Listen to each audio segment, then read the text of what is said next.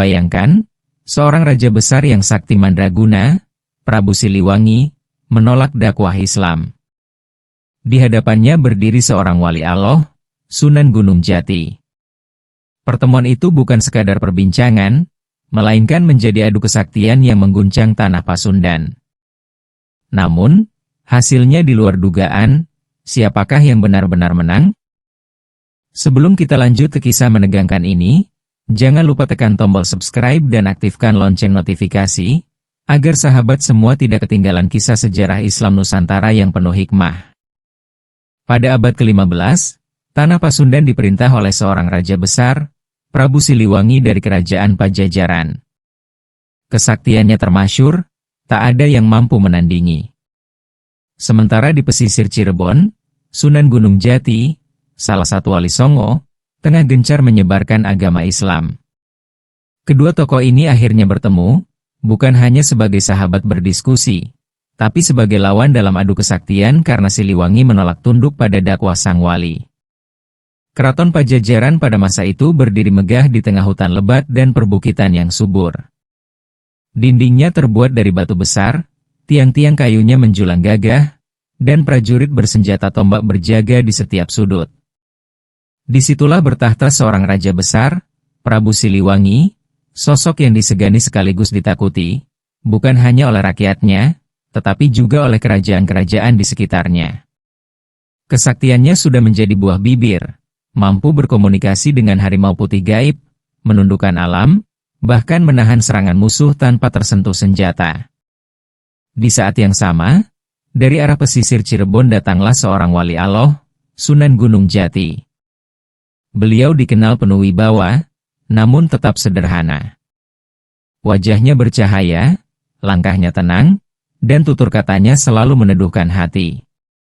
Tujuan beliau hanya satu, mengajak sang raja besar untuk menerima Islam, agar rakyat Pajajaran dapat merasakan cahaya iman. Berita kedatangan Sunan Gunung Jati sampai ke telinga Prabu Siliwangi. Para penasihat kerajaan mendesak agar beliau menolak kedatangan sang Sunan, karena dianggap akan merusak kepercayaan leluhur. Namun Prabu Siliwangi, dengan tenang, berkata, "Biarkan ia datang. Aku ingin mendengar langsung apa yang dibawanya." Maka tibalah saat itu. Sunan Gunung Jati memasuki alun-alun Pajajaran, diiringi beberapa murid dan pengikutnya. Rakyat berbondong-bondong menyaksikan, karena jarang ada orang luar yang bisa melangkah masuk ke jantung kerajaan. Semua mata memandang dengan penuh rasa ingin tahu, apa yang akan terjadi antara Wali Allah dan Raja Besar Nan Sakti? Ketika kedua tokoh itu akhirnya berhadapan di dalam pendopo keraton, suasana menjadi hening. Sunan Gunung Jati mengucapkan salam dengan suara lembut namun penuh wibawa. "Assalamualaikum warahmatullahi wabarakatuh." Prabu Siliwangi menatap tajam, namun tetap menjawab dengan hormat. "Aku menghargai kedatanganmu, Sunan. Katakan, apa yang kau bawa ke tanahku ini?" Dengan penuh kelembutan, Sunan Gunung Jati menjawab, "Aku datang membawa risalah Islam, agama tauhid yang menyembah hanya kepada Allah yang Maha Esa. Agama ini bukan hanya menyelamatkan jiwa, tapi juga membawa keadilan, rahmat, dan kedamaian bagi rakyatmu." Namun, Prabu Siliwangi menggeleng pelan. Suaranya tegas, bagaikan petir yang menyambar. "Agama dan adat leluhurku sudah ada sejak dahulu. Aku dan rakyatku sudah hidup dengan ajaran para dewa, dengan tradisi yang mengakar kuat. Jangan paksa aku meninggalkan warisan leluhurku." Ucapan itu membuat para pengikut Sunan Gunung Jati menunduk. Mereka tahu, hati sang raja begitu keras. Tapi Sunan Gunung Jati tetap tersenyum, tidak marah sedikit pun. Beliau kembali berkata lembut, "Wahai Prabu, aku tidak memaksa. Aku hanya menyampaikan kebenaran. Kebenaran sejati ada pada Allah yang menciptakan langit dan bumi. Jika engkau berkenan membuka hati, engkau akan melihat cahayanya." Prabu Siliwangi terdiam sesaat. Namun, tatapan matanya menyiratkan penolakan. Baginya, Kata-kata Sunan Gunung Jati bukanlah sebuah kebenaran, melainkan ancaman terhadap kejayaan Pajajaran. Maka, dengan suara lantang, ia menantang.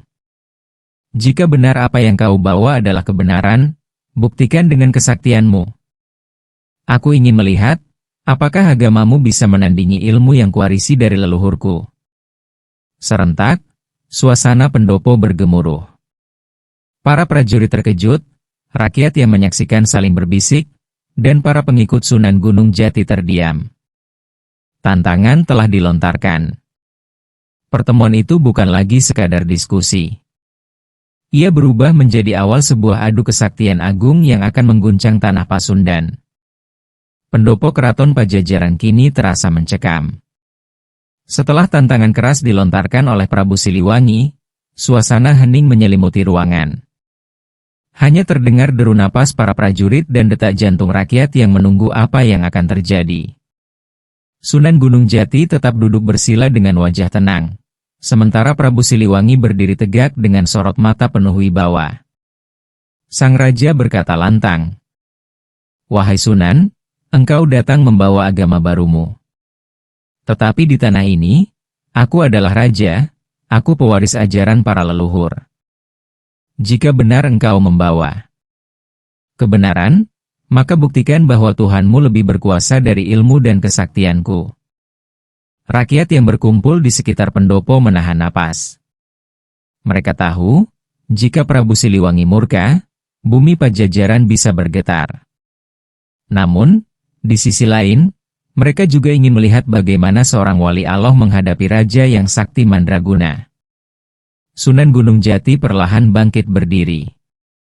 Wajahnya teduh, langkahnya mantap, seolah tak terpengaruh sedikit pun oleh tantangan besar itu. Dengan suara yang lembut namun menusuk hati, beliau menjawab, "Wahai Prabu, aku bukan datang untuk melawanmu. Aku hanya datang untuk mengajakmu pada kebenaran. Tetapi jika engkau menantang, maka aku serahkan semua pada Allah. Dialah yang akan menolong hambanya." Kalimat itu membuat suasana semakin panas. Prabu Siliwangi tersenyum tipis, senyum seorang raja yang yakin dengan keperkasaannya. Ia lalu mengangkat tangannya ke langit. Seketika, langit Pajajaran mendung pekat, petir menyambar-nyambar, angin bertiup kencang.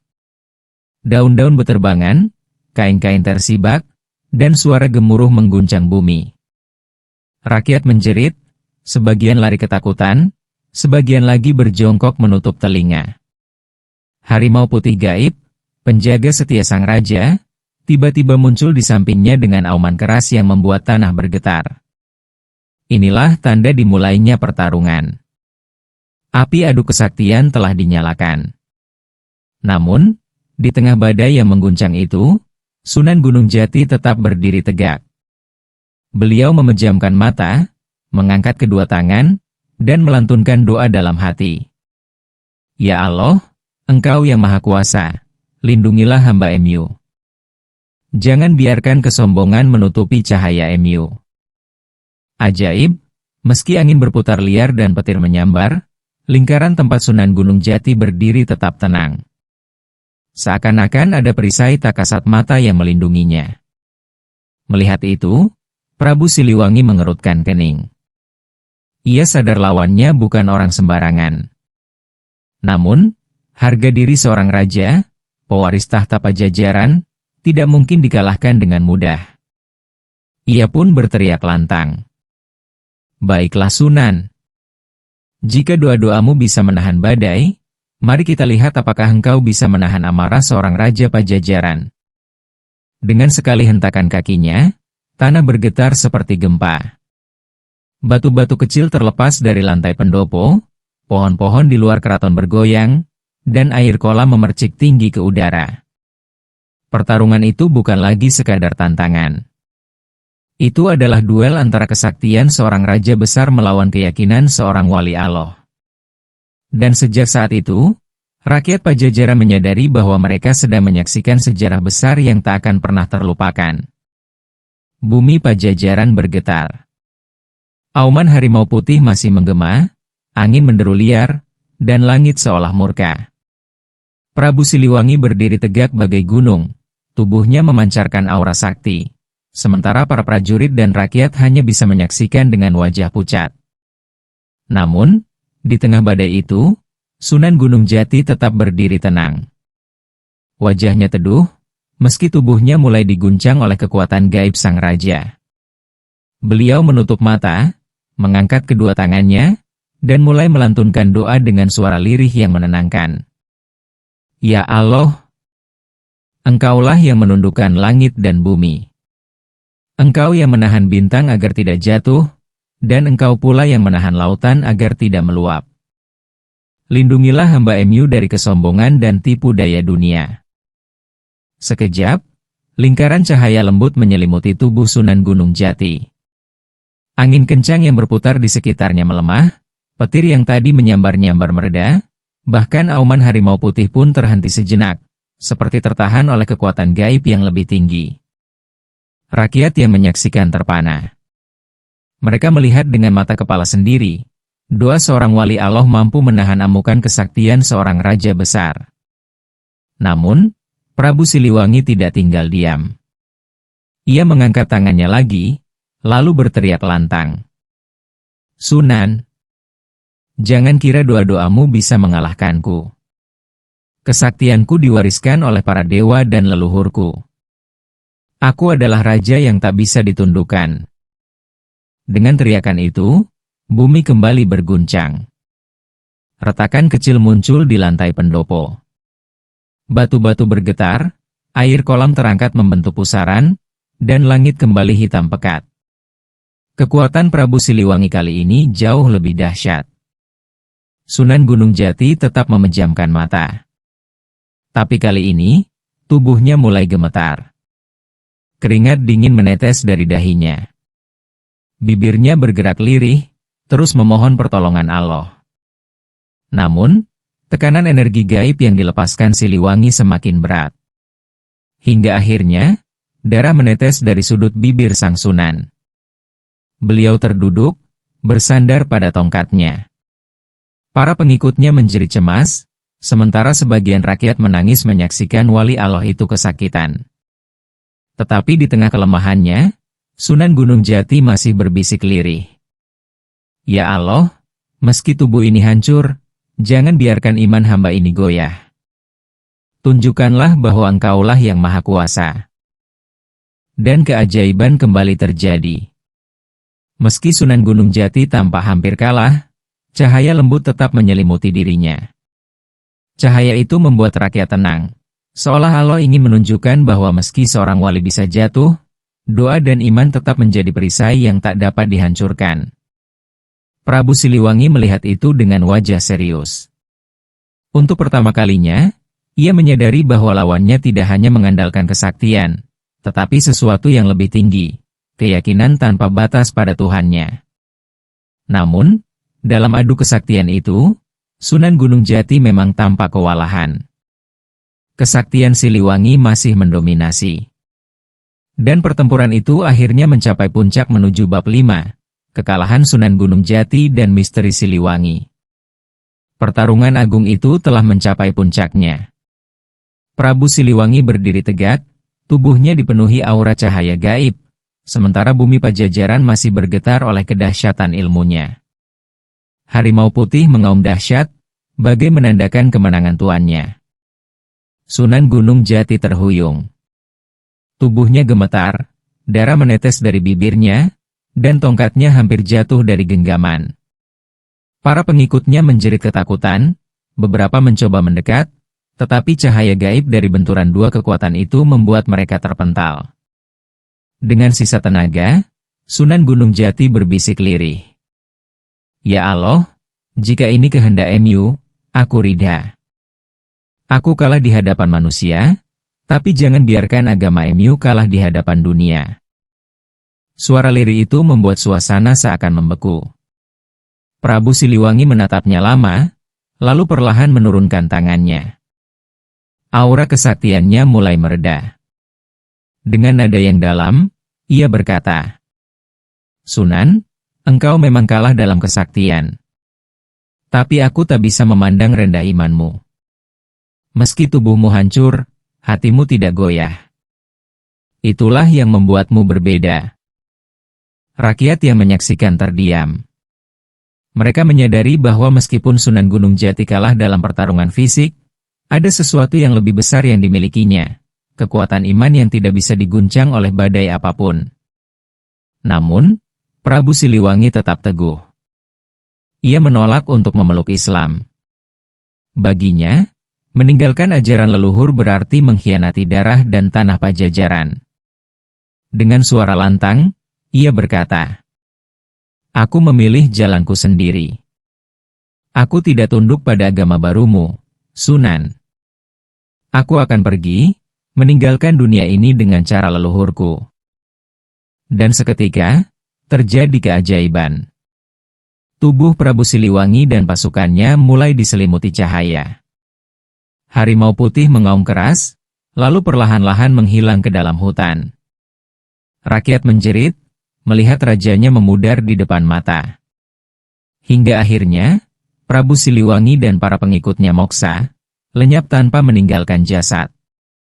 Tanah Pajajaran seakan kehilangan rajanya dalam sekejap.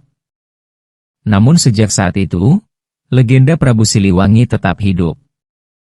Ada yang percaya beliau masih bersemayam di hutan, ada yang yakin ia menunggu saat untuk kembali, dan ada pula yang percaya roh harimau putihnya masih menjaga tanah Sunda hingga kini. Sunan Gunung Jati terduduk lemah. Meski kalah dalam kesaktian, beliau tidak kehilangan keyakinannya. Dengan suara pelan, ia berkata kepada murid-muridnya, "Hari ini aku kalah, tapi dakwah tidak akan berhenti.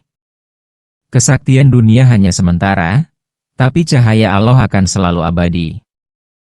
Dan benar, meski Prabu Siliwangi menolak Islam, rakyat Pajajaran satu persatu akhirnya menerima dakwah Sunan Gunung Jati.